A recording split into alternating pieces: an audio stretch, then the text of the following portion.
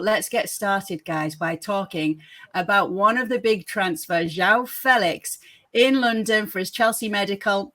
How far does this actually go to fixing those problems? Because I suppose desperate times call for desperate measures, Janusz, and that's not to discredit the player. This is a very good player on his day when he does his best, but is he the right fit for Chelsea right now?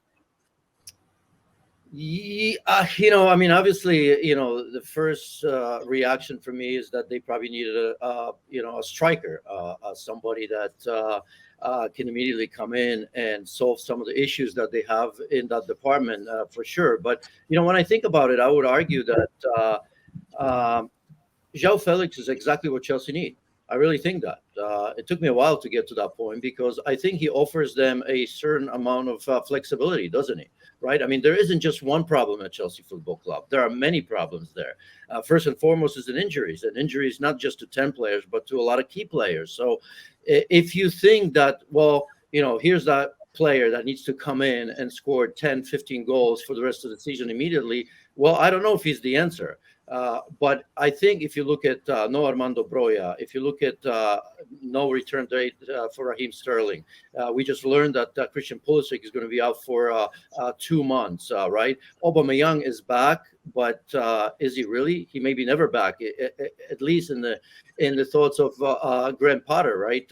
He substituted, as we know, in the last game as a substitute and all that. So I don't think there's a future there for him. Ziyech is struggling. So the more I think about it, the more I think that João Félix, the way he plays, may be exactly what's needed right now. Because as we know, he can be a false nine, not the greatest, but he could be. He can play behind as a second striker. He can be a playmaker. He can play on the left. So when you look at everybody that's missing right now, well, then at least you say, well, there's a player with quality that, if need be, can play in all those positions.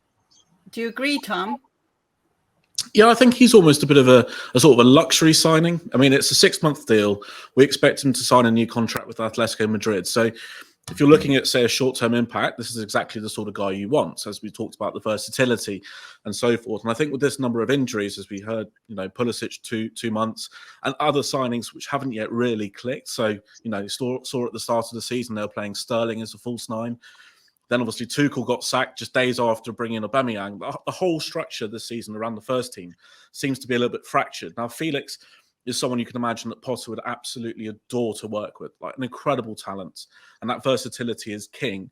But I'm surprised they've sort of brought him in perhaps as the first guy when you really think that midfield needs strengthening as well. So, I mean, it's a great signing. It's something which will excite the fans. Potter's talking about maybe even playing him as soon as tomorrow night against Fulham in that West London derby. But look towards that game on Sunday against Crystal Palace. He may start there.